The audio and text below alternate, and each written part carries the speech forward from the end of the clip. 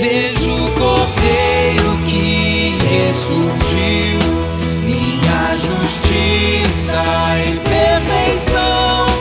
O grande e imutável sou, o Rei da graça, Rei dos céus. Unido a Ele não morrerei, comprado por seu sangue fui. Minha vida oculta em Cristo está, em Cristo Deus meu Salvador. Unido a Ele não morrerei, comprado por seu sangue fui.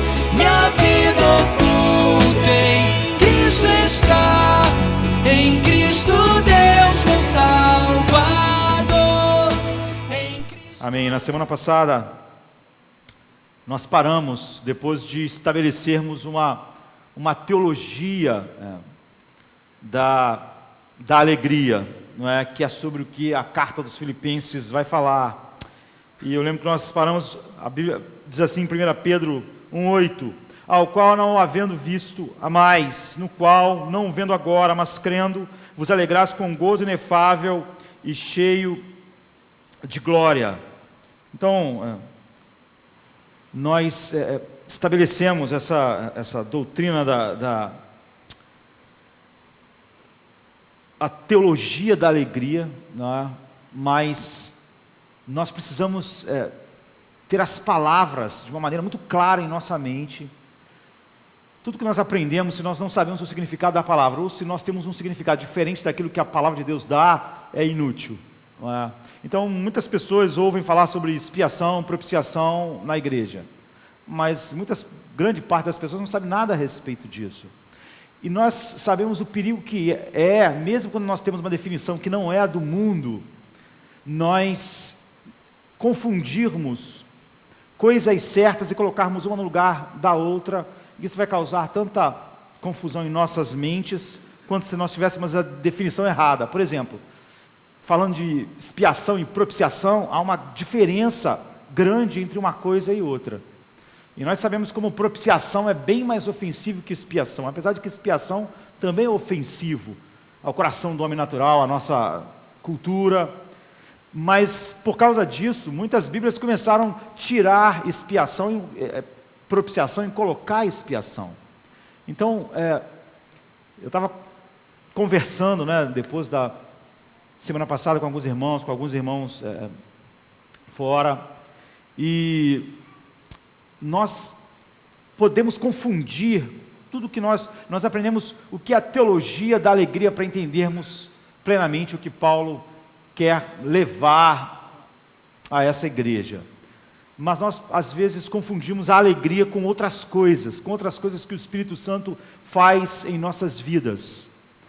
Então, para muitas pessoas, a alegria não é o que ela é de verdade, como a Bíblia coloca. Muitas pessoas, por exemplo, quando estão sofrendo ou estão vivendo dias difíceis, elas resistem isso, elas confiam em Deus, elas pensam que isso é alegria em Cristo, mas isso nós podemos chamar de paciência, perseverança. Você vê, há coisas que o Espírito produz em nós que são negativas, no sentido de que o que é resistência? Resistência é que coisas vêm em minha direção, e eu fico ali firme, fico ancorado, mas não é positiva, não é o que faz eu avançar. A alegria é uma coisa positiva. A alegria não é só ficar firme nas circunstâncias da vida, não é só encarar diferente do mundo e ficar ali firme na verdade. O fruto do Espírito chamado paciência, domínio próprio, mas nós não podemos confundir. A alegria é algo positivo, algo que me faz avançar. Então, nós queremos, depois que estabelecemos a teologia da alegria, como ela é formada em nós, o que ela é exatamente, e eu acho que para nós experimentarmos profundamente o que Paulo vai ensinar, nós precisamos agora ter a palavra, o que ela é, o que é de fato a alegria da qual a carta vai girar em torno. Na verdade, como eu disse, a carta fala 16 vezes em alegria, mas 50 vezes ela menciona Cristo. Há um outro texto em João 16 que nós temos estudado até, não é? Porque são João 14, 15, 16, 17, é a última noite de Jesus com os discípulos. De certa forma, a alegria dominou o assunto ali, sabe? Para que a minha alegria esteja em vós e a vossa alegria seja completa. Ele fala sobre alegria muitas vezes, e ele define claramente para nós, para que quando a gente caminhe por essa carta, era como se nós caminhássemos por uma carta em que o tema central é a propiciação, e nós não tivéssemos uma visão muito clara de propiciação, não só como a propiciação foi feita, mas o que ela é. Nós meditamos em como é produzida essa alegria, mas como ela é de verdade. Então, João 16, 19, 24, diz assim: conheceu, pois, Jesus que o queriam interrogar, e disse-lhes: indagai entre vós acerca disto que disse, um pouco e não me vereis, e outra vez um pouco e ver-me-eis. Na verdade vos digo que vós chorareis e vos lamentareis, e o mundo se alegrará, e vós estareis tristes, mas a vossa tristeza se converterá em alegria. A mulher, quando está para dar à luz, sente tristeza porque é chegada a sua hora, mas depois de ter dado à luz a criança, já não se lembra da dor, pelo prazer de haver nascido um homem no mundo. Assim também vós agora, na verdade, tendes tristeza, mas outra vez vos verei, e o vosso coração se alegrará, e a vossa alegria ninguém poderá tirar. E naquele dia nada me perguntareis, na verdade vos digo que tudo quanto pedirdes ao meu Pai em meu nome, Ele vos há de dar. Até agora nada pedistes em meu nome. Eles não tinham visto a abrangência do que Jesus veio fazer. Pedi e recebereis, para que a vossa alegria seja completa. É sobre isso, é a última noite, mas ela está falando sobre alegria. Então, eu lembro quando nós estávamos estudando esse texto, falando a respeito de outras, da maneira com que o Espírito Santo produz em nós, faz crescer em nós o fruto do Espírito. Nós falamos sobre a diferença entre reforma moral e transformação espiritual. Então, você pode ter mudanças em sua vida sem que haja transformação espiritual, não é? Sem que o coração realmente mude. Há uma escritora famosa chamada Judith Martin, ela escreve vários livros sobre interação social, enfim, ela nasceu em 36 e ainda está viva, né? Está de idade, e há um livro que ela escreveu chamado Resgatando a Civilização. E ela pergunta assim: de onde vêm as boas maneiras? O convívio social que é saudável, que precisa ser resgatado. Ela diz assim, ela pergunta e ela mesmo responde, né? Ela diz assim: olha, alguns homens das cavernas, essa é a ideia dela, não é? Ela, apesar de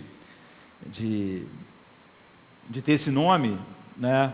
Judith, ela escreve como Miss Manners, a maior parte dos livros. Então ela diz assim: alguns homens das cavernas aprenderam que se eles restringissem, controlassem seus impulsos por meio da cortesia, boas maneiras e costumes, valia a pena para evitar viver entre pessoas que estavam perpetuamente furiosas, se odiando e se maltratando, o que impossibilitava a vida em sociedade e a civilização, como nós a conhecemos, crescer. Então essa é a ideia dela, não é? O que são modos?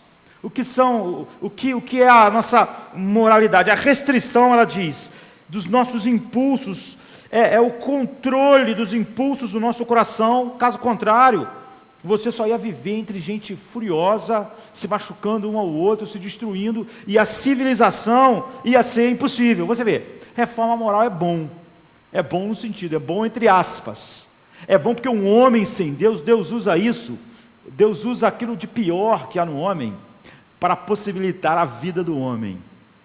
Ou seja, ele restringe o mal humano através do mal humano. Então ele faz que por ambição, você não responda mal ao seu chefe. Você tem um autocontrole, você vê, porque você vai ser mandado embora. Mas às vezes você chega em casa, aí você não tem autocontrole com os filhos, nem com alguém que está abaixo de você. Você vê que quando você quer, por causa de um pecado maior, que é a ambição, você controla um outro pecado. É o que ela está falando. É óbvio que isso é bom, porque é a única maneira de um mundo sem Deus existir até que ele julgue o mundo. As pessoas não avançam o sinal porque tem lei que vai ter que pagar dinheiro.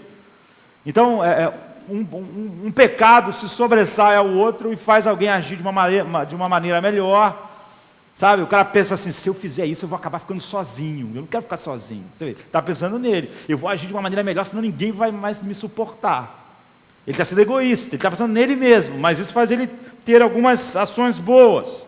Então a reforma moral, ela mesma diz, é restringir o coração, é controlar o coração, é uma espécie de manter os olhos no coração e ver o que vai ser bom, o que vai ser ruim para essa vida em comunidade.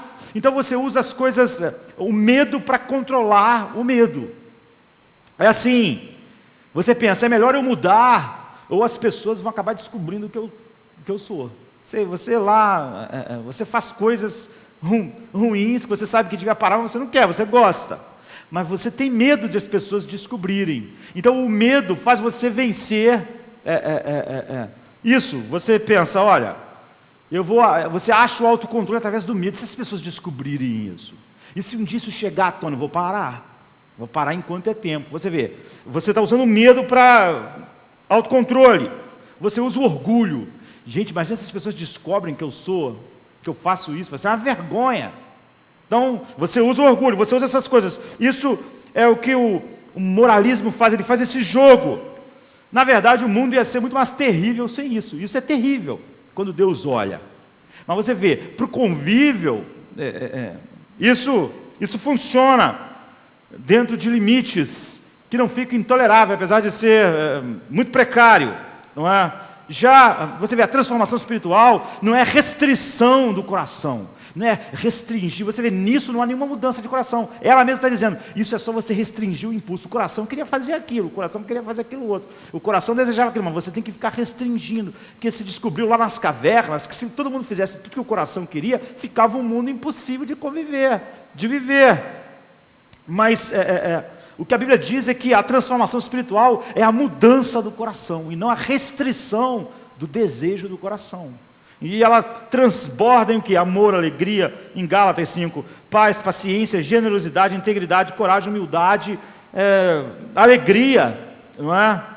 Então, qual é a diferença? É sobre isso que nós meditamos. Era sobre, o Espírito nos leva a enxergar a beleza de Cristo, e quando nós vamos vendo essa glória de Cristo, essa beleza, nós vamos mudando de um grau de glória para outro grau de glória. O apóstolo Paulo coloca assim, com o rosto descoberto, contemplamos a glória do Senhor e somos transformados de um grau de esplendor ou de um grau de glória para o próximo, ou seja, de glória em glória. Vai havendo essa transformação espiritual, não é uma reforma moral, não é uma restrição do coração, não é eu controlando o coração com outros pecados, não é?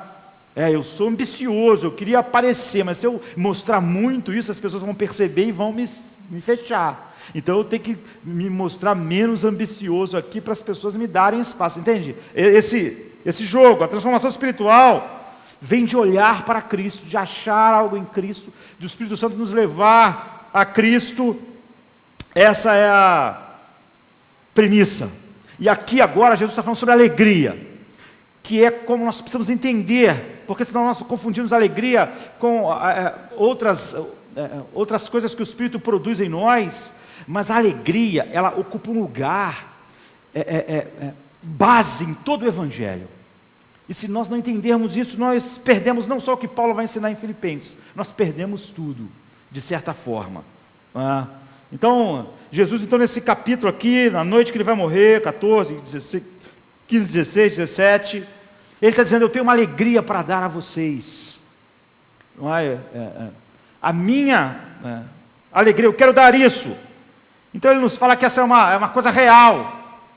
Ele diz algo sobre a estrutura dela, como ela é, e por fim ele diz sobre como ela cresce em nós. Então nós vamos olhar para essas três coisas rapidamente, linkando com aquilo que nós vamos ver em Filipenses. Então, primeiro, a realidade dela, né? É o que ele fala. Ele diz assim: se você vier ao meu encontro, se um homem é trazido soberanamente pelo meu Pai até a mim, e ele me contempla, ele me vê, isso produz nele uma alegria profunda e poderosa que ninguém pode tirar.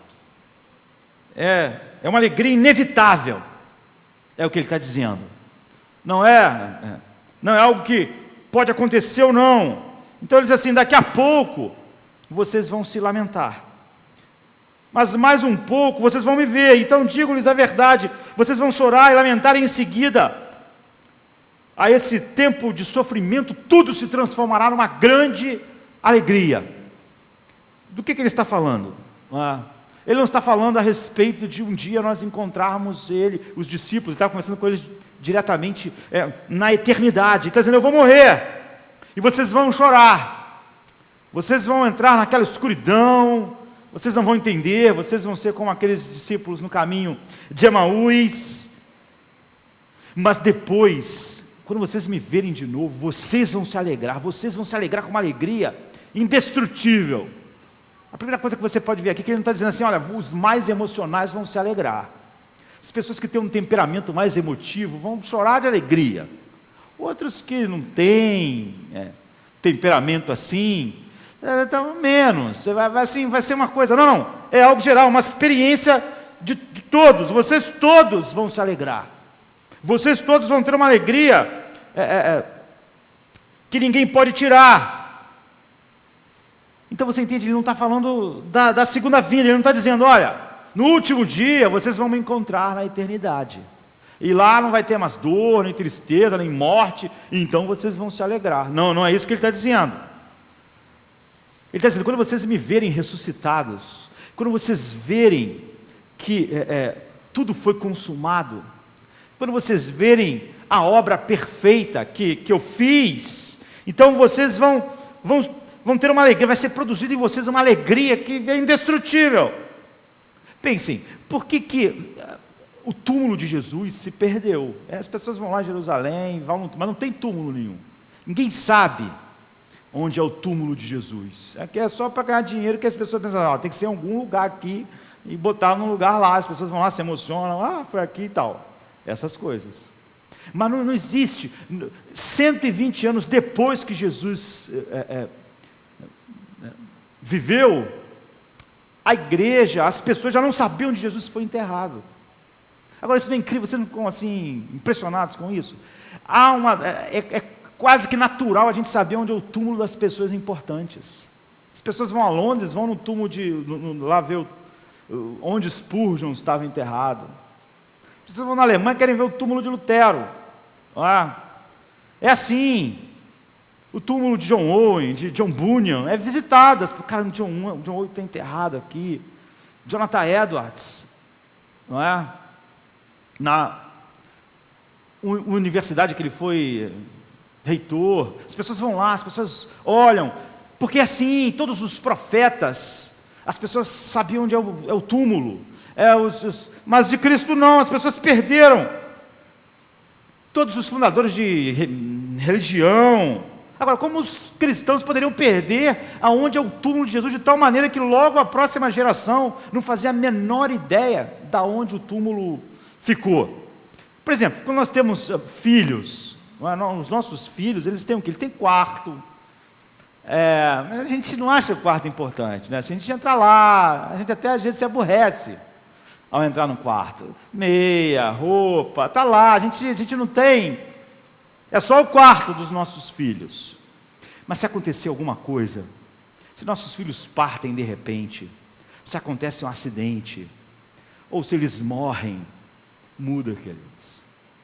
Sabe, o quarto muda, aquele lugar comum muda, a meia na gaveta muda, porque aquilo de certa forma te linka à pessoa.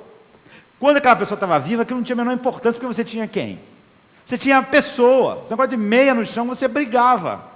Agora, se você entra no quarto do seu filho e vê uma meia no chão, quantas vezes você já viu, não é, na vida, em filme, alguém dizer assim, olha, o quarto está como estava há 3 anos atrás, não quis nem mexer, deixei tudo lá assim. Sabe por quê? Porque linka, porque ele foi embora. Quando ele estava vivo, não importava aquilo tudo, você tinha a pessoa. Então, a razão porque a tumba não importava para eles, é porque eles tinham Cristo. Os cristãos verdadeiros nunca se ligaram à tumba de Jesus, mas não, porque eles encontraram Cristo ressuscitado, não só eles, mas como todos aqueles homens. O apóstolo fala assim, olha, 500 pessoas, e muitos deles ainda estão vivos. Então eles esqueceram, um não contou para o outro onde era o túmulo. Chegou uma hora na outra geração, onde é que era o túmulo? Ninguém sabe mais onde era o túmulo, não tinha importância. Então, todos os cristãos, se você é regenerado, você encontrou Cristo ressuscitado. É a única maneira de um homem ser regenerado. Sabe a conversão de Paulo? De certa forma, é o retrato da conversão. Se até a nossa mudança e transformação é quando nós contemplamos Cristo e vamos mudando de glória em glória, é assim que nós entramos no reino de Deus. E a consumação é uma contemplação mais perfeita. O que é a visão beatífica? João diz, quando a gente vê com esses olhos assim, que a terra não comeu, não comeu, se você não via, né?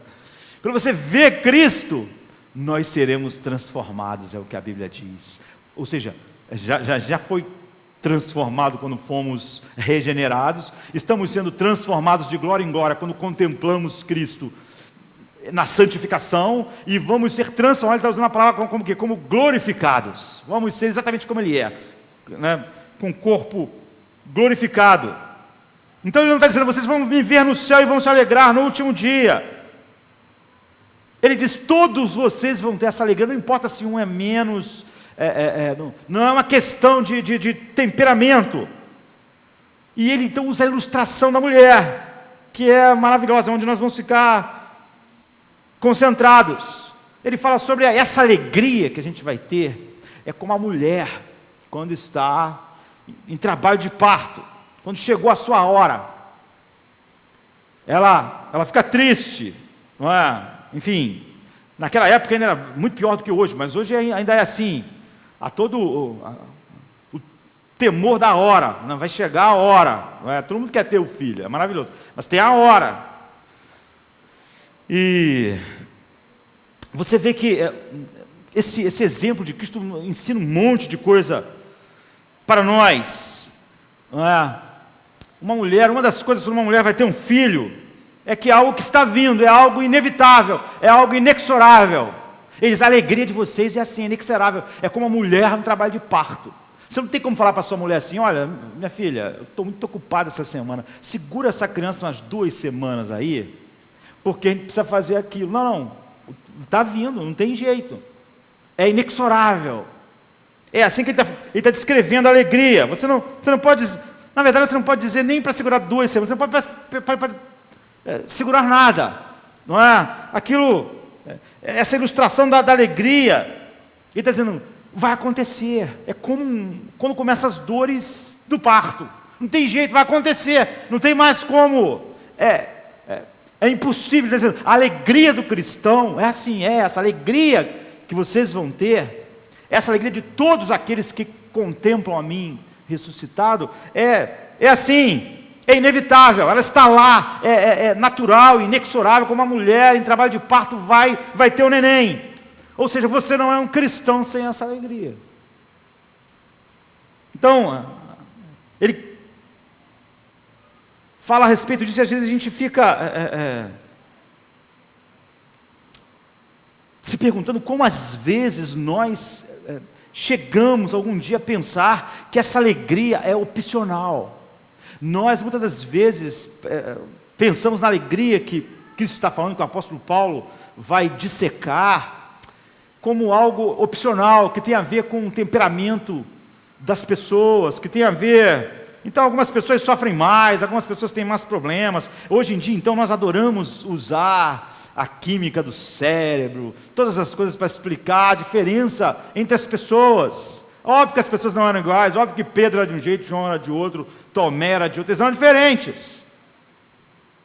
É óbvio que tinha alguns ficavam, outros, como os discípulos do caminho de Emaús, iam embora, outros queriam ir pescar. Esses eram pessoas diferentes, reagiam diferentes, até verem Cristo como Jesus tinha dito. Vocês vão se alegrar, todos vocês, vai ser uma alegria que ninguém vai poder tirar. Então pense, qual foi o primeiro milagre do Novo Testamento? Assim, o milagre de entrada.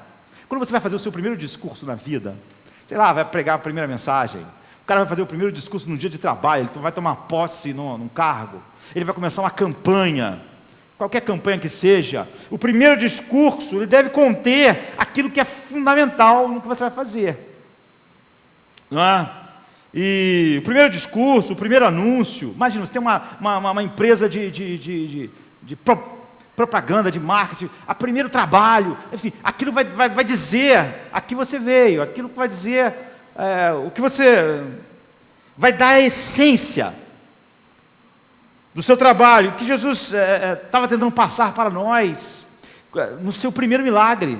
Qual é o primeiro milagre de Jesus? O primeiro milagre de Jesus não é andar sobre as águas, não é ressuscitar um morto, não é curar um doente.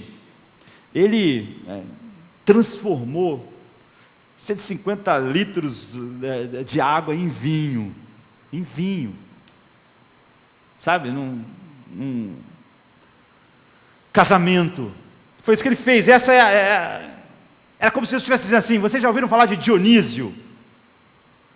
Já ouviram falar das lendas de Baco e Dionísio, deus do vinho, em que toda a floresta começava a dançar junto com eles, por causa da alegria, e cheio de júbilo, que o vinho produzia? Ele está dizendo, sabe isso? É uma criança perto da realidade do que eu sou. É tudo a respeito disso. Tudo que eu venho fazer é a respeito de alegria. Para que vocês, ele vai dizer para eles naquela noite, para que a minha alegria esteja em vocês, e a alegria de vocês seja completa. E vocês vão ter uma alegria que nunca mais o mundo vai tirar. Isso foi o começo do ministério de Cristo. Agora, qual é o começo da igreja? O começo do ministério de Cristo. O começo da igreja é em Atos 2. O Espírito caiu sobre eles, uma alegria, uma explosão de alegria em Deus. De tal maneira que as pessoas olharam e falaram, esse pessoal está bêbado. Era a única explicação que eles encontraram para aquelas pessoas. Que isso, 9 horas de manhã cedo, e esses caras todos bêbados. Esse é o início da igreja. O início do ministério de Jesus é transformando água em vinho. O início da igreja é assim. As pessoas acharam isso. E o que a Bíblia diz quando nós nos transformamos num cristão? O que acontece? Diz assim, o apóstolo Paulo, em 1 Tessalonicenses 1,6, de fato vocês se tornaram nossos imitadores de Cristo. Ele está dizendo assim, vocês realmente se converteram. Não, é inequívoco, vocês de fato são homens e mulheres regenerados. Por quê? Porque vocês receberam, apesar de muito sofrimento, vocês receberam a palavra com alegria, que vem do Espírito Santo. Essa é a evidência. Vocês receberam a palavra de Deus com alegria que o Espírito Santo produz. Então, o que significa se tornar um cristão? Bem, você pode dizer assim, eu acho que eu sou um cristão, porque ser um cristão é o seguinte, você acredita que Jesus morreu na cruz, que Ele ressuscitou, e que Ele fez isso para perdoar pecados. Ora, os demônios acreditam nisso tudo, não é? E muitas pessoas sem serem regeneradas acreditam nessas afirmações. Os demônios sabem que Jesus é o Filho de Deus, sabem que Ele morreu na cruz, sabem que Ele ressuscitou dos mortos, mas eles não têm nenhuma alegria nisso. Ver isso não produz nele alegria nenhuma, pelo contrário. Como muitos homens sabem essas coisas, mas não há alegria. Aquilo que Paulo diz, vocês receberam, no meio de muito sofrimento, a palavra, junto com a alegria que o Espírito Santo produz. Essa é uma diferença essencial entre um filho de Deus e o demônio, um filho de Deus e os homens sem Deus. É essa alegria que é produzida. Então, na essência, a fé tem a ver com um grão de alegria. Ou então não tem fé. Eu estou falando de grão porque ela cresce. Ela cresce, assim. Pense no potencial que há numa semente. Poucas coisas são tão potentes como uma semente. Você quando vê uma semente, a gente come uma fruta, né, pega a semente e joga fora, a gente não tem ideia de quão potente é uma semente. Naquela semente, existe vida suficiente para cobrir esse planeta de árvore. Aquela semente sozinha pode se tornar milhões de árvores daqui a milhares de anos. Tudo estava naquela semente, naquele dia. E cresce uma árvore que gera mais outras sementes, que cresce, e cobre o mundo. Esse é o poder que tem de vida numa semente. É isso, o reino de Deus, Cristo, ele, quando quis explicar, disse, é como um homem que foi andando e esbarrou num tesouro, sem querer, não estava buscando. Mas aí ele foi lá, vendeu tudo que tinha e comprou aquele lugar por causa da alegria. O reino de Deus é isso. Converter é isso. Ser regenerado é isso. Ele vende tudo que tem e compra o campo. Então o início do ministério de Jesus é a alegria. O começo da igreja é aquela explosão de alegria. O início da vida cristã é a alegria. E o que é o reino de Deus? Então, você viu o início do ministério de Jesus, o início da igreja, o início de cada um dos regenerados, e o reino de Deus.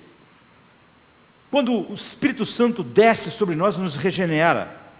A Bíblia diz que Deus nos envia para o mundo, para que Ele mude outras pessoas no mundo através de nós, fazendo a vontade de Deus na terra, como ela é feita no céu. A vontade de Deus é feita no céu, cheia de júbilo e alegria. Nós somos enviados assim, com esse poder. E como você sabe que está no reino de Deus? Como nós sabemos que estamos no reino de Deus? Qual é a maneira? É pela maneira que nós nos vestimos? Como você olha as coisas simplesmente? É como você come? Paulo diz assim em Romanos 14:17: o reino de Deus não é comida nem bebida, mas justiça, paz e alegria no Espírito Santo. E essa é a definição do reino de Deus: alegria, paz e justiça no Espírito Santo. Então o início do ministério de Jesus, o início da igreja, o início da regeneração e a definição do reino de Deus. O reino de Deus não é comida nem bebida, mas justiça, paz e alegria no Espírito Santo. Então quando você está realmente numa relação verdadeira com Deus, de comunhão, uma onda de alegria nos envia para o mundo, para mudar. Esse é o poder do Espírito, é um poder de alegria em Cristo, de alegria em Deus. É essa coisa positiva que nos faz ir, cheio de gozo. Então olhe para o Evangelho. A palavra Evangelho, Evangelion, não é? No original, ela significa o quê? Uma nova de alegria. Então, você vê, é o início do ministério de Jesus, o início da igreja, o início da vida espiritual, a definição do reino de Deus. E o que quer dizer Evangelho? É uma boa nova, é uma notícia de muita alegria. A primeira vez que Jesus já estava no mundo e que alguém pregou o Evangelho, com ele já no mundo, quem pregou não foi os seres humanos, foi anjos. E eles falaram o Evangelho. O que eles falaram para aqueles pastores? A gente está nessa época, né, de ser muito repetido. Eles falaram sobre o Evangelho. Eles eram o quê? Eis que trazemos novas de grande alegria. Jesus. É isso, o reino de Deus é justiça, paz e alegria. O ministério de Jesus começou assim, a igreja começou assim, a nossa vida individualmente regenerada começa assim, porque o Evangelho, o que é o Evangelho? O reino de Deus é aquela definição. E o que é o Evangelho? O Evangelho é uma boa nova de grande alegria. Esse é o Evangelho, é uma notícia. J.R. Tolkien, ele escreveu um livro famoso chamado sobre história de fadas. Tolkien agora está passando o Hobbit, a última parte aí do Hobbit, né? Tem a trilogia O Senhor dos Anéis. É um escritor assim, acho que de história, de ficção mais vendido assim, né? e ele, amigo de C.S. Lewis, e tem esse livro sobre história de fadas. Ele fala sobre a diferença, o que é história de fadas, não é? E a diferença entre fábula, história de fadas, aventura. Ele, enfim, você nem poderia pensar que alguém pudesse falar tantas coisas interessantes a respeito de histórias de fadas, e como nós perdemos não conhecendo mais sobre história de fadas. E ele fez uma palestra na Universidade de St. Andrews, na Escócia, em 1939, e a palestra era sobre isso, sobre história de fadas. E ele falou lá, e falou muito a respeito disso, e agora tem um livro, né, para quem quiser ler. E ele não escreveu o livro, mas ele deu essas palestras na universidade, e uma das pessoas que participaram, que viram tudo, foi C.S. Lewis. E C.S. Lewis, depois, em 1947, compilou as palestras de J.R.R. Tolkien, e então saiu pela primeira vez o livro sobre história de fadas. Então é um livro famoso. E ele fala assim, olha, todas as histórias, elas nos movem, de certa forma, esse tipo de história, porque ela nos traz uma alegria inacreditável.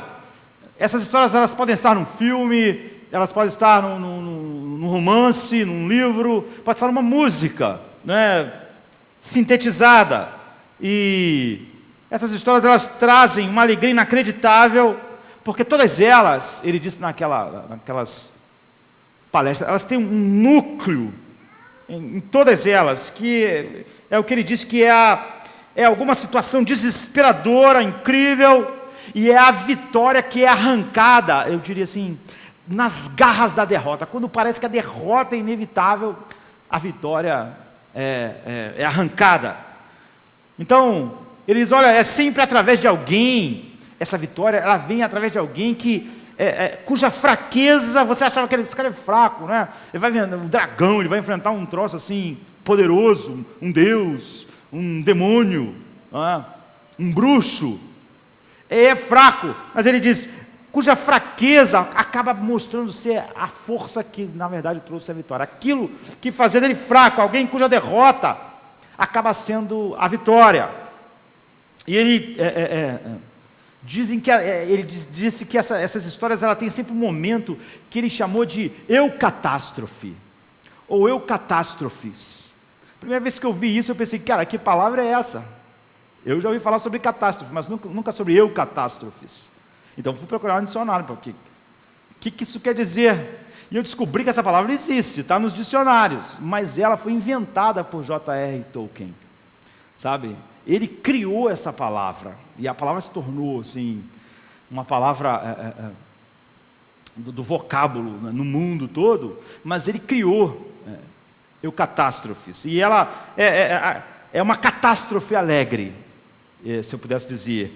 É a tragédia que acaba sendo um triunfo, a tragédia que acaba em triunfo, é o sacrifício que acaba por trazer alegria, é a fraqueza que acaba em força, é a derrota aparente que se transforma em vitória. Então ele diz, é uma súbita mudança na história, naquele momento que tu achou, tudo está acabando, está tudo dando errado, foi o fim, e aí você descobre que não era nada disso, que aquele ali era na verdade o triunfo. Ele chama isso de eucatástrofe. Essa, sabe, é como o clímax, por exemplo, nessa época ele também já estava escrevendo O Senhor dos Anéis, né?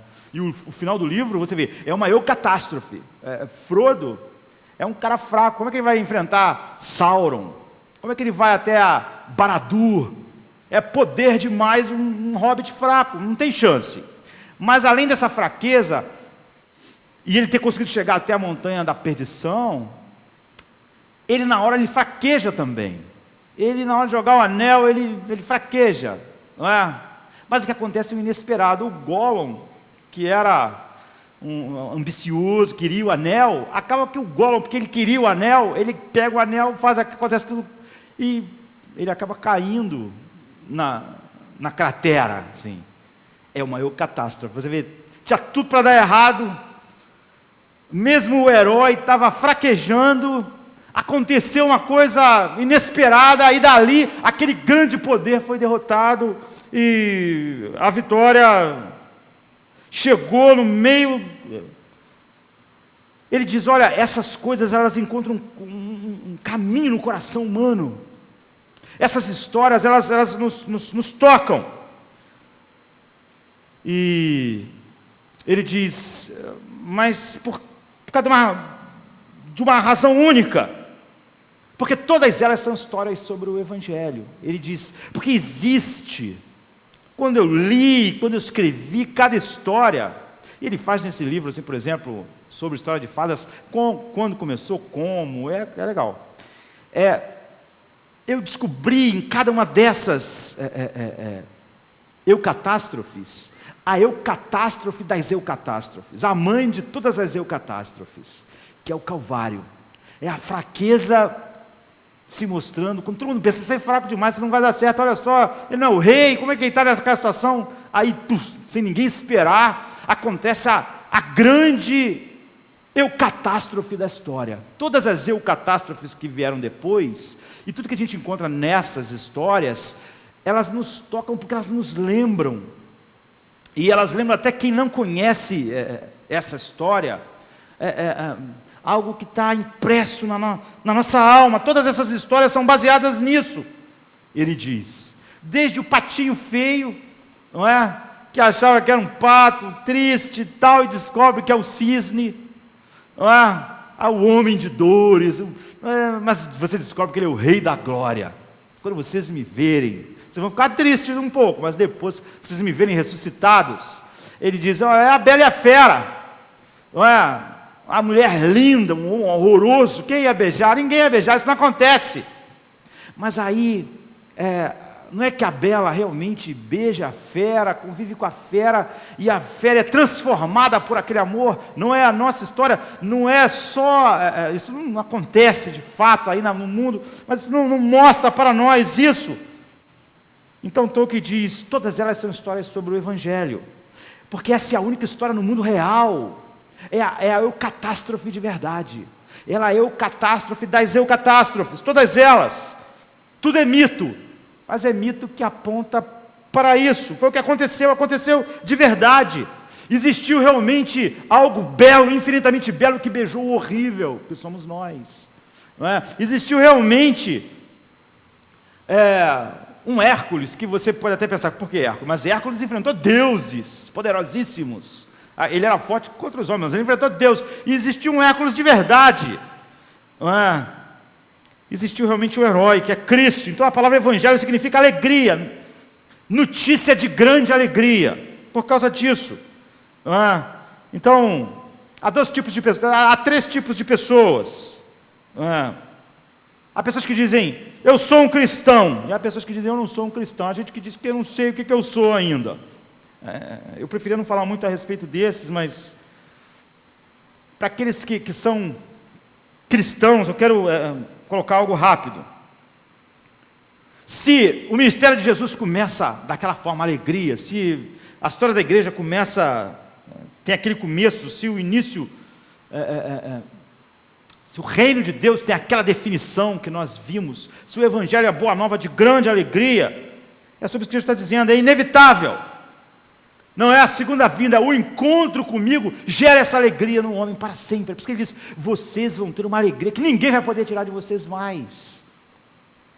Então, lembre-se, agora também nessa época, quando Maria foi visitar Isabel, quando Maria chegou perto de Isabel fez alguma coisa que chamou a atenção de Maria. E Maria perguntou, o que foi, Isabel? E Isabel falou assim, quando você se aproximou de mim, a criança que está no meu ventre saltou de alegria. Você vê, diante de Jesus, a alegria toma conta de fetos. É assim, é sobre isso que ele está falando. Ao som da tua saudação, a criança no meu ventre saltou de alegria. O Salmo 96 diz, quando Jesus Cristo voltar, as árvores e os bosques saltarão de alegria. Agora, se árvores e bosques, se bebês no útero das suas mães, na presença de Jesus, saltam de alegria, o que ele está dizendo é o seguinte, qualquer pessoa que de fato veja Cristo, explode de alegria, salta de alegria. pode ser um bebê no útero, mas como aquele bebê, de forma especial, sabe que aquele ali é Cristo, na barriga da outra mãe, não é? Ele salta de alegria. Então, quando você ouve Paulo dizendo, alegrai-vos no Senhor, outra vez digo, alegrai-vos, em Filipenses 4:4, ele não está dizendo, force os sentimentos, sintam isso, vocês são obrigados a sentir isso, é óbvio que isso é ridículo. A gente sabe que não é como 2 mais 2, é 4. Algumas pessoas já me perguntaram, isso quer dizer que eu devo forçar meus sentimentos? O que a Bíblia está dizendo é que, quando alguém viu Cristo e foi regenerado, essa alegria é tão inevitável, que se você não está experimentando ela mais, é porque você está fazendo alguma coisa para impedir. É o contrário daquilo que nós vimos no início, que é a restrição do coração para poder conviver, não a mudança. O fato é que se alguém nasceu de novo, tem uma alegria dentro dele, que a única maneira dessa alegria não se expandir mais, é você fazer algo antinatural. Você vê, o homem quando está fazendo uma reforma moral, ele faz algo antinatural, ele tenta restringir seu coração, mas o coração continua desejando determinadas coisas, mas ele pensa, se eu fizer isso, essa pessoa vai fazer aquilo vai fazer isso, é antinatural, ele não muda, então ele tem que lutar. Agora é o oposto, se o Evangelho de fato chegou a nós, essa potência de alegria sem fim, a única maneira dela não explodir e tomar toda a vida, é se você fizer algo antinatural. Se você nasceu de novo, você está fazendo coisas que restringam a alegria. Então a ordem é para você criar a alegria, não é? E é sobre isso que o livro de Filipenses vai falar, não é? Então nós sabemos que há momentos de tristeza, mas a alegria é como uma árvore. Uma árvore nem sempre está cheia de flor, mas ela está viva, potente. Então no inverno, nos lugares mais frios, as folhas caem. Por isso que a gente sempre associa inverno à tristeza, né? E a primavera à alegria. Mas é a mesma árvore, ela está com a mesma vida. Essencialmente, a vida dela está ali. Aquelas coisas não destroem o que a árvore é. Ela está crescendo, você não percebe que ela está crescendo no inverno, ela está crescendo. Ela está crescendo o ano inteiro. E não só naquele momento cheio de flor. Então a alegria não está sempre na flor, ela está sempre lá, não é? Então o que a Bíblia está dizendo, o que Paulo está dizendo, é que você, as suas atitudes, a sua relação com tudo aquilo que Deus coloca para nós, faz você às vezes, se você é regenerado, você restringir, não é sufocar, porque é como a árvore no inverno, restringir essa alegria. Você está agindo antinaturalmente. O contrário do homem lá fora tentando se reformar, ele está agindo antinaturalmente, porque ele é daquele jeito, ele tem que controlar seu coração, restringir seu coração. Você está fazendo a mesma coisa.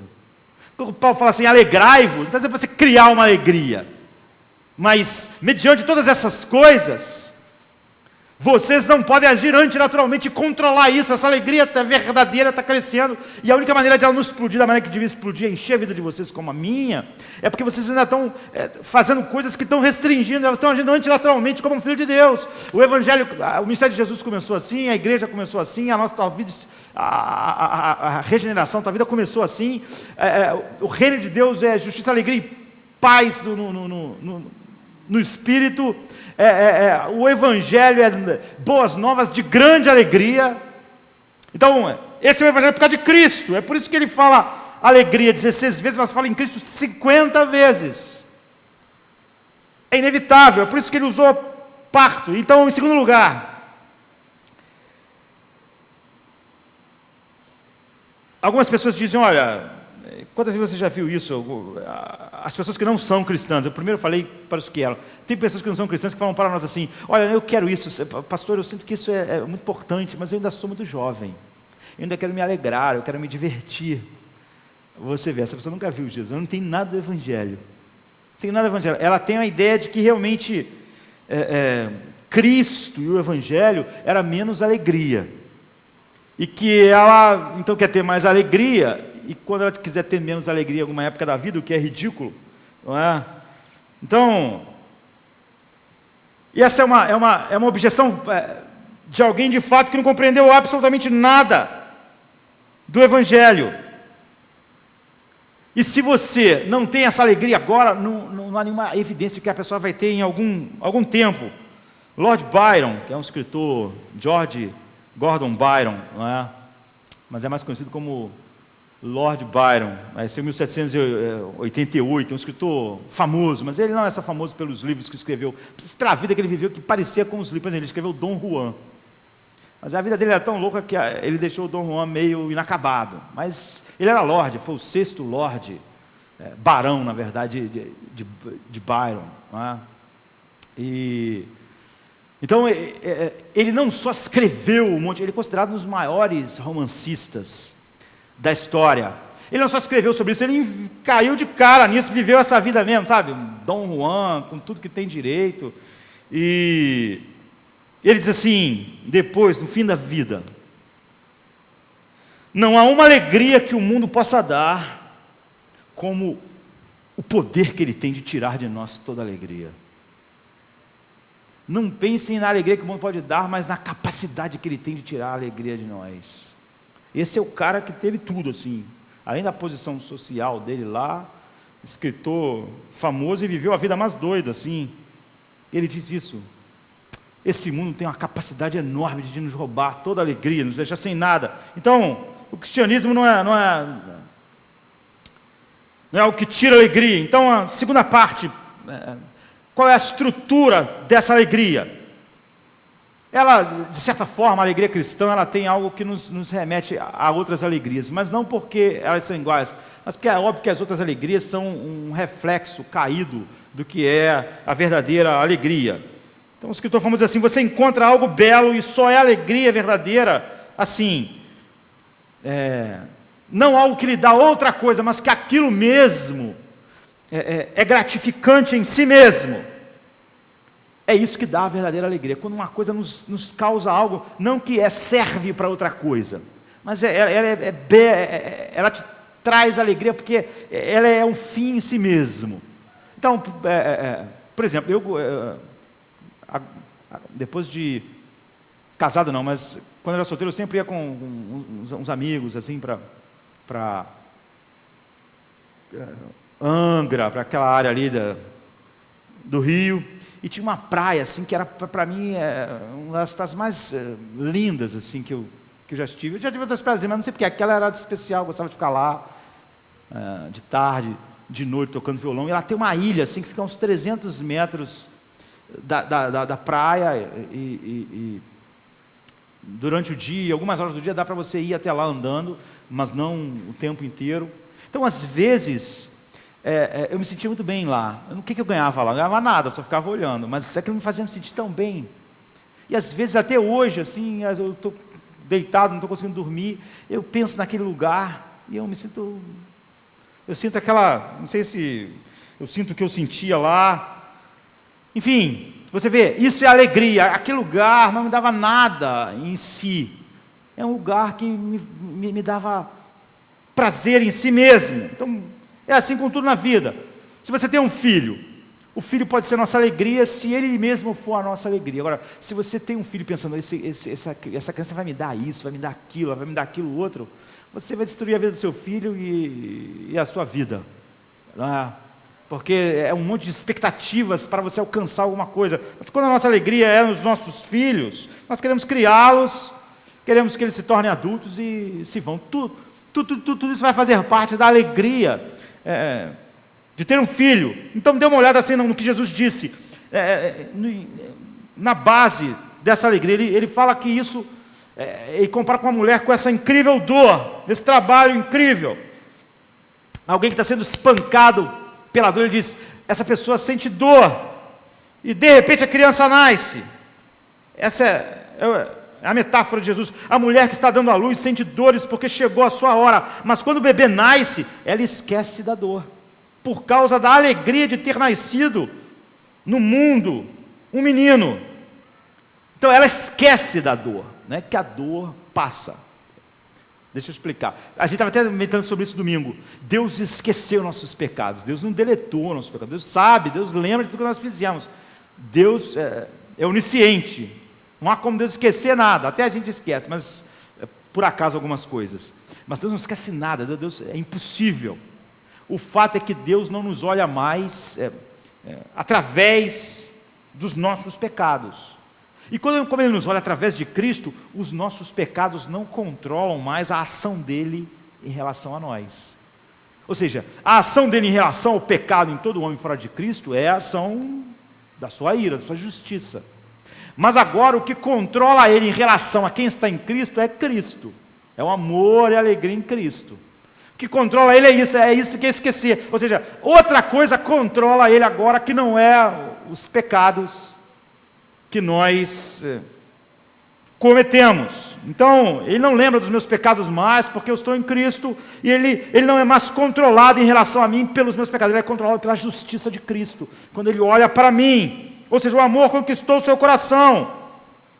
Então Ele está falando assim, Ele está usando essa metáfora, aqui está essa mulher, e ela agora, o neném nasce, assim que o neném nasce, não passa toda, fica, que maravilha, não estou sentindo mais nada, posso sair e correr uma maratona. Não, ainda há dor, ainda há desconforto, pode ter passado aquela coisa mais forte, mas ainda há dor, ainda há uma recuperação. Mas Ele diz, a mulher esquece da dor, esquece por causa da alegria. Então, essa alegria cristã, você vê, é Ele que está comparando a alegria a essa metáfora. Não é uma negação da dor, nunca é. Não é, a mulher não diz, bem doutor, eu não sinto mais nada, eu posso levantar, fazer tudo, acabou. Não. É que o amor e a alegria que estão controlando ela, que é a criança que acabou de nascer, que está sendo mostrado para ela, faz ela esquecer a dor, é o que Jesus está dizendo. Ela significa que a dor e as dores que ainda existem não estão mais controlando ela. O que está controlando ela é a alegria de ter nascido o seu filho. Isso é maravilhoso, porque Jesus está explicando para nós.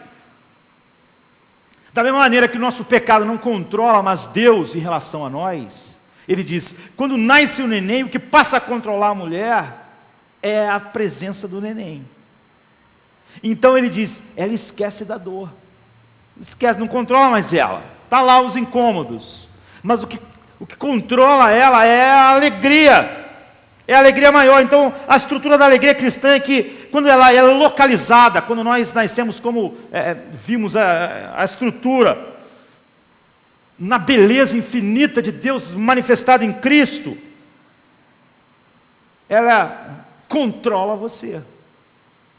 Ela não nega a dor, de tal maneira que Jonathan Edwards diz assim, anos atrás, ele diz, a diferença entre um cristão e alguém que é meramente religioso e se diz cristão, não é que um é desobediente e o outro é obediente, porque às vezes, diz Jonathan Edwards, o cristão que é só religioso é até muito obediente, e às vezes você vai até achar que ele é mais obediente do que o outro, você vai achar que ambos são comprometidos com Deus. Na verdade, Jonathan Edwards diz, o homem meramente religioso pode até parecer, a princípio, até mais comprometido e obediente e esforçado, porque ele está tentando ganhar algo, não é? A diferença, ele diz, é que o cristão é atraído por Deus. Então ele diz uma das suas frases famosas, a pessoa, o cristão que é meramente religioso, ele encontra um Deus útil, mas o verdadeiro cristão encontra um Deus lindo. É isso que difere um cristão verdadeiro do cristão meramente religioso. Um encontra um Deus útil. O Deus não é a sua alegria, mas Deus pode dar coisas a ele. Deus é útil. É por isso que essas pessoas, quando vêm, ele diz, a morte, a dificuldade, a dor, eles perdem a alegria em Deus. Porque Deus era um Deus útil, não está sendo. Por que está acontecendo isso?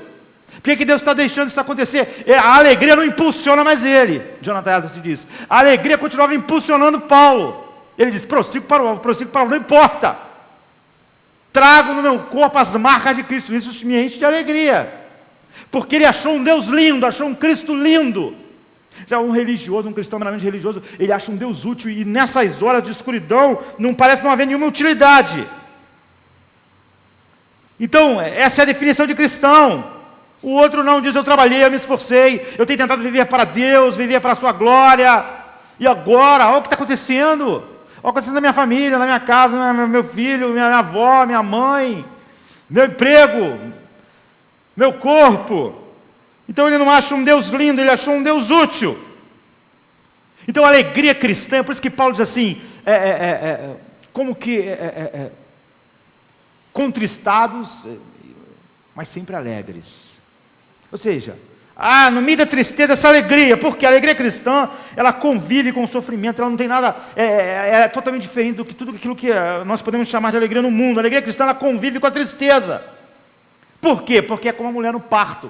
A dor está lá, que é a tristeza, que é a coisa triste. Mas o que ele diz? Assim que nasce o neném, ela não lembra mais da dor.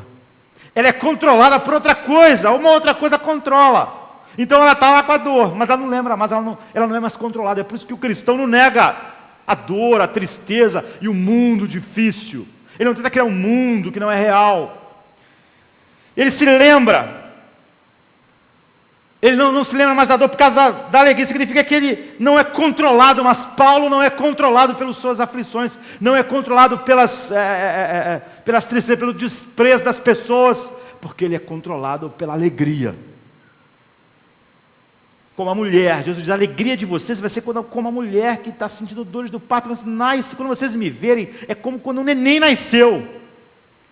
E a mulher, quando o neném nasce, ela não lembra mais da dor, por causa da alegria do neném. Então vocês, quando me verem ressuscitados, vai ter uma alegria indestrutível. Por que alegria indestrutível? Porque vocês não vão ser mais ser controlados. Da mesma maneira que quando Deus diz que esquece que ele não é mais controlado pelo pecado, e sim pela alegria do amor em Cristo, vocês não vão ser mais controlados também, porque isso vai controlar vocês, essa beleza. Vocês encontraram um Deus lindo. Então os cristãos nunca negam sua própria dor, não são como o mundo. Os cristãos não devem ser como o mundo, a dor acaba com a alegria deles. Eles ficam pensando: tomara que isso não aconteça. Os cristãos não devem ter medo. Não é? É por isso que cristão está sempre envolvido com gente sofrendo. Tem gente que não pode. O que as pessoas dizem? Se nós nos envolvemos com sofrimento, a gente fica deprimido. Cristão pode lidar com o sofrimento e com a dor. O mundo diz assim: não gosta de enterro, porque o enterro é o fim de todas as ideias de alegria do mundo. Mas não o cristão, porque o cristão é controlado por outra coisa. Então ele não tem a ideia de enterro, não acaba com tudo assim. Não é uma visão que é triste, mas ele pode conviver. A alegria cristã, ela pode conviver com toda dor e sofrimento, e ela triunfa. Ela não é resignação, nem resistência, ela é alegria.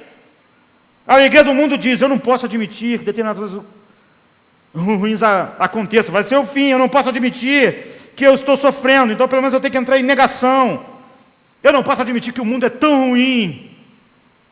Os cristãos, eles têm uma alegria que coexiste com a tristeza, porque a alegria é como a da mulher grávida. Acabou o tempo. Da mulher grávida, que o neném nasceu e ela esquece da dor, por causa da alegria. A alegria passa a controlar, e não mais a dor, e não o mundo. Nada controlava Paulo, por causa da alegria. E por último,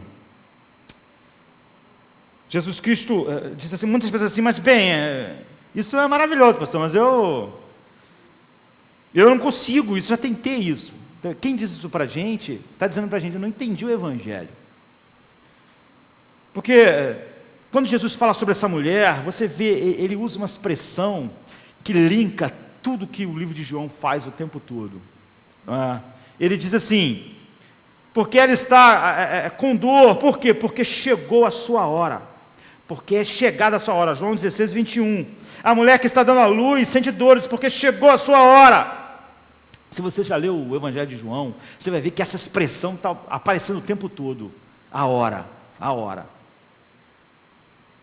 É assim que essa alegria cresce em nós. Ela tem um significado técnico único aqui. Então, em João 7,30, João 8,20, João 13,11, João 12, 23, por exemplo, diz assim: e Jesus lhes respondeu dizendo: é chegada a hora em que o Filho do Homem há de ser glorificado. Mesmo no capítulo 2, naquele primeiro milagre, o que Jesus falou para a mãe dele, quando a mãe dele falou: olha, não tem aí, o vinho acabou, o que ele disse? Mulher, ainda não é chegada a minha hora. Esse é o termo. De que hora era essa? Era a hora sexta, era a hora que as trevas caíram sobre ele na cruz, que a ira do Pai foi derramada, a escuridão tomou conta dele. Ele disse: meu Deus, por que me desamparaste? Ele fala isso várias vezes: a minha hora ainda não chegou, a minha hora está chegando, para esta hora eu vim. Essa é a expressão que ele usa. A mulher se enche de tristeza, por quê? Porque chegou a sua hora. Ele está dizendo o seguinte, sabe, eu tive um trabalho de parto único, a minha hora. Eu sofri a minha hora estava chegando, cheio de angústia. E a única maneira de uma mãe dar vida a outro ser é perder a alegria da vida naquele instante e talvez perder a própria vida. Na época de Jesus, o índice de morte em parto era enorme, até há pouco tempo. É por isso que é incrível, apesar de um homem normalmente morrer mais cedo que as mulheres, você quando vê os puritanos, eles casaram 2 vezes, 3 vezes, porque as mulheres deles morriam, e quase sempre era por isso. A mulher tinha 10 filhos, numa época que não tinha anestésicos, nem podiam fazer cesarianas, não tinha muito recurso, as mulheres morriam muito. Então era uma hora de morte, de dor. Ninguém sabia se ia sair vivo de um parto, mais do que outro. Ninguém sabe se vai sair vivo hoje, mas naquela época era muito mais perigoso. Então a mulher, ela se colocava à morte, perdia a alegria para dar vida. Jesus chamou isso de hora, é a hora. Ele diz: a minha hora, eu darei a minha alegria para trazer uma alegria para vocês. E a alegria que eu perdi, a dor que eu sofri, a minha hora, vocês jamais vão saber o que é, não é? Não diga: olha, foram 3 horas, jamais diga isso, porque vocês jamais vão poder entender o que eu sofri, porque eu sofri exatamente para que vocês nunca entendam. Vocês não vão entender a alegria infinita que eu tinha em meu Pai e que eu tive que perder para vocês terem a alegria. Era a minha hora, era o meu parto. É por isso que é inevitável a alegria de vocês, como é da mulher. Eu perdi alguma coisa que vocês nunca vão saber o que foi, e não vão saber exatamente porque eu perdi, para que vocês nunca soubessem quão terrível e horrível é. Então eu sofri algo que vocês nunca vão saber. Eu perdi toda a alegria que eu tinha, uma alegria infinita, para que vocês pudessem ter alegria, para que o reino de Deus fosse justiça, paz e alegria em vocês. Eu tive que perder toda a minha alegria. É isso. Isso é surpreendente, não é? Porque essa metáfora de Jesus abrange tudo. Ele, por exemplo, diz assim em Hebreus 12, 2: olhando para Jesus, autor e consumador da fé, o qual pelo gozo, pela alegria que lhe estava proposta, como a mulher, suportou a cruz, desprezando a afronta, e assentou-se à destra de Deus. Que alegria foi essa que Jesus olhou para frente? Era o bebê, sabe? Era a tristeza e a dor da hora, a morte, a possibilidade de morte. O que significa o quê? O que Jesus ganhou com a sua morte? Ganhou honra, ele já tinha toda a honra. Ganhou o amor do Pai, ele já tinha todo o amor do Pai. Ganhou dignidade, ele já era totalmente digno. O que ele ganhou? O que ele ganhou com a sua morte? Ele ganhou a igreja. Quando disse, ele estava olhando para o resultado da sua morte, e pela alegria disso, a igreja era o bebê, assim, se eu pudesse dizer. Era a alegria que o Pai propôs a ele. Ele não ia ganhar a admiração do Pai, todas essas coisas eram dele eternamente, mas isso não era a igreja, os redimidos. Agora, ele olhou para essa alegria em nós e disse: vale a pena eu perder a minha alegria. Uma mulher que chegou a sua hora, perde a alegria, pode morrer, está com dor, mas quando ela vê, ela esquece da dor. Ele fez isso já olhando antes. Então Jonathan Edwards diz assim: Cristo tem o seu prazer mais verdadeiro e propriamente dito na obtenção da salvação, não apenas como um meio, mas como o que ele realmente se alegra e se satisfaz diretamente e adequadamente. É como o noivo se alegra na sua noiva. Ou seja, ele se alegra no objeto em si, não é? Não, a salvação, não apenas como um meio, mas é o objeto final, que é o prazer dele, é a sua noiva. É como um noivo se alegra. É o que, por exemplo, Sofonias diz: o Senhor teu Deus é poderoso, Ele está no meio de ti, Ele te salvará, Ele se deleitará em ti com alegria, calar-se-á por seu amor, regozijar-se-á em ti com júbilo. Aqui está o que pode fazer a alegria crescer. Então não é seja alegre, ou alegrai-vos. Você nunca vai criar isso. O que a Bíblia diz é que quando alguém é regenerado e vê Cristo ressuscitado, essa alegria está lá, porque você não só vê a beleza infinita de Deus em Cristo, mas como vê aquilo que Cristo viu em você, ou seja, Ele viu que essa alegria em você valia a pena a perda da alegria dele, a alegria na igreja. Então Deus, a alegria não é mais porque Ele é útil para alguma coisa, Ele é um Deus lindo. E Ele então produz essa alegria infinita, porque Ele é um Deus lindo infinitamente. Então é ativo, é por isso que a alegria é uma coisa ativa. Ela convive com essas coisas, por isso que Paulo diz: na verdade, tenho também por perda todas as coisas pela excelência do conhecimento de Cristo Jesus, meu Senhor, pelo qual sofri a perda de todas as coisas e as considero como escória para que possa ganhar a Cristo. Ou Filipenses 4,13: posso todas as coisas em Cristo que me fortalece. Essa alegria, ela me fortalece, eu posso tudo. Ela me impulsiona.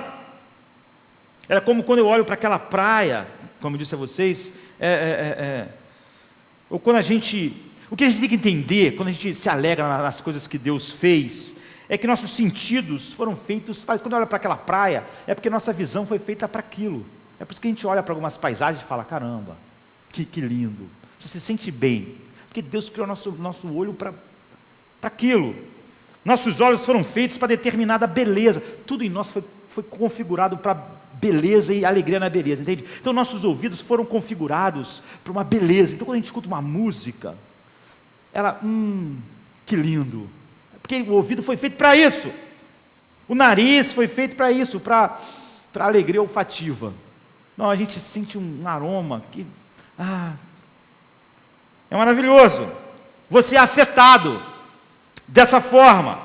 É para isso que essas coisas foram criadas.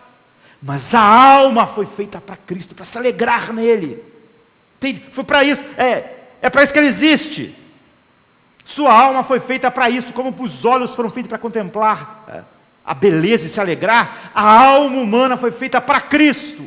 Então é inevitável, inexorável, por isso que ele diz: está vindo, é como uma mulher, é inexorável.